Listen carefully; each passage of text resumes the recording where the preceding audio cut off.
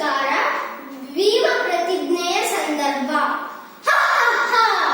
ಯೂತ ನೈಪುಣ್ಯದಿಂದ ಕೌರವರ ಕೀರ್ತಿ ಧ್ವಜವಿಂದು ಬಾನೆತ್ತರದಲ್ಲಿ ಹಾರಾಡುತ್ತಿದೆ. ರಾಜಸೂಯದ ಅಪಮಾನದ ಸೇಡು ಇಂದಿಗೆ ಎದ್ದೇರಿತು.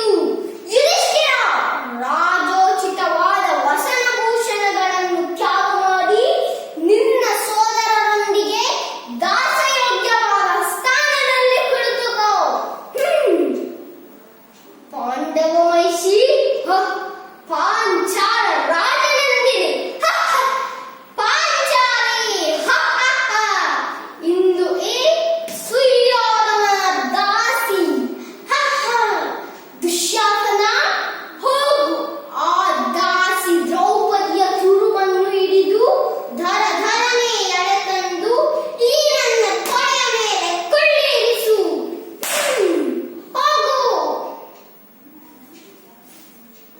ಸಾವಧಾನ ಸುಯೋಧನ, ಸಾವಧಾನ. ದ್ರೌಪದಿಯನ್ನು ರಾಜಸಭೆಗೆ ಎಳೆತರಿಸಿ ಅಧರ್ಮಕ್ಕೆ ಕೈಯಿಕ್ಕಬೇಡ. ಇದು ನಿನ್ನ ಪತನಕ್ಕೆ ದಾರಿ. ಪತನಕ್ಕೆ ದಾರಿ. ಪಿತಾಮಹ, ಮುಚ್ಚಿರಿ ನಿಮ್ಮ ನಿಡುನಾಲಿಗೆಯನ್ನು. ದುಶ್ಯಾಸನ, ಕರ್ಣ. ಸುಂದರಿ, ಈ ನಿನ್ನ ಪತಿಗಳು ಮೃತಪ್ರಾಯರು, ನನ್ನ ದಾಸರು. ಈಗ ನಿನ್ನ ಸ್ಥಾನ ಈ ನನ್ನ ತೊಡೆಯ ಮೇಲೆ. ಏರಿ ನನ್ನ ತೊಡೆಯನ್ನು. ನಿನಗೆ ಲಜ್ಜೆ ಎಂಬುವುದಿದೆಯೇ?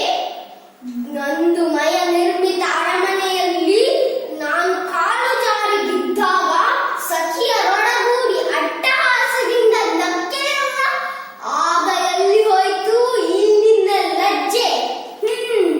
ಏರಿ ನನ್ನ ತೊಡೆಯನ್ನು. ಇಲ್ಲವಾದರೆ ವಿವಸ್ತ್ರಗೊಳಿಸಿ ಏನು ಎಚ್ಚರ.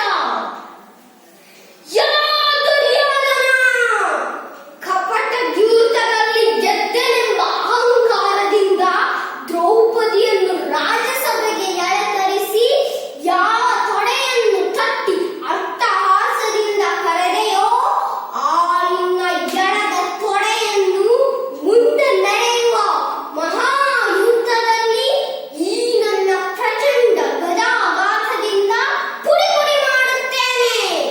ಪಾಂಚಾಲ್ಯ ತುರುವನ್ನು ಹಿಡಿದು ಎಳೆತಂದ ಆ ನಿನ್ನ ತಮ್ಮ ದುಶ್ಯಾಸನನ ವಕ್ಷಸ್ಥಲವನ್ನು ಭೇದಿಸಿ ರಕ್ತಪಾನ ಮಾಡುತ್ತೇನೆ. ಮಾತ್ರವಲ್ಲ, ಬಿಚ್ಚಿ ಹೋದ ಆಕೆಯ ತುರುವನ್ನು ದುಶ್ಯಾಸನನ ರಕ್ತಸೇಚನೆದೊಡನೆ ಮುಡಿಗಟ್ಟುತ್ತೇನೆ. ಇದು ಈ ಪ್ರಚಂಡ ಭೀಮಸೇನನ ಭೀಷಣ ಪ್ರತಿಜ್ಞೆ. ಇದಕ್ಕೆ ಪಂಚಭೂತಗಳೇ ಸಾಕ್ಷಿ. ಅಷ್ಟ ದಿಕ್ಪಾಲ